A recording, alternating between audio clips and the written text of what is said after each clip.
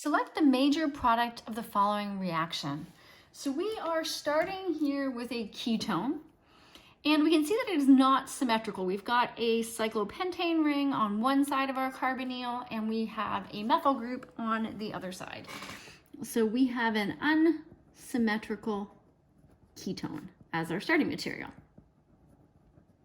And what we're reacting this with, so LDA is lithium diisopropyl amide. So here is the diisopropyl amide, and lithium is the counter ion.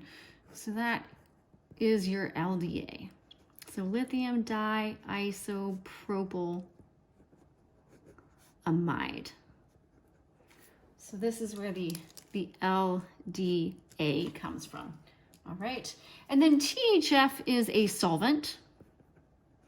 So solvents like this is a cyclic ether, tetrahydrofuran, are fairly unreactive. Ethers don't react with very much, save some really strong acid and heat. Okay, and this is exactly the opposite. It's cold and a strong base. And so -78 is a low temperature for this. And so this is going to indicate to us that we've got kinetic conditions. So kinetic conditions for, this is a really strong base, kinetic conditions for a deprotonation. So what's going to happen here is that you are going to form the less substituted enolate, otherwise known as the kinetic enolate. So after step 1, you will have removed a hydrogen from that more accessible side of your ketone. So we can draw this mechanism from our LDA.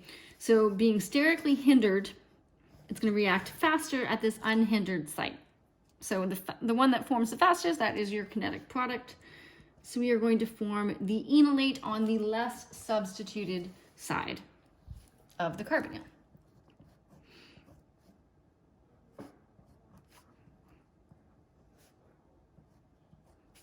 Right, so that is your kinetic enolate. And this is nucleophilic. It's nucleophilic at that carbon center where we just removed the hydrogen. And so what we're adding in the second step is a really good carbon electrophile. So this is a way to do an alkylation at the alpha position. So if we add in our second step, that ethyl bromide, the carbon that is attached to the bromine is electrophilic.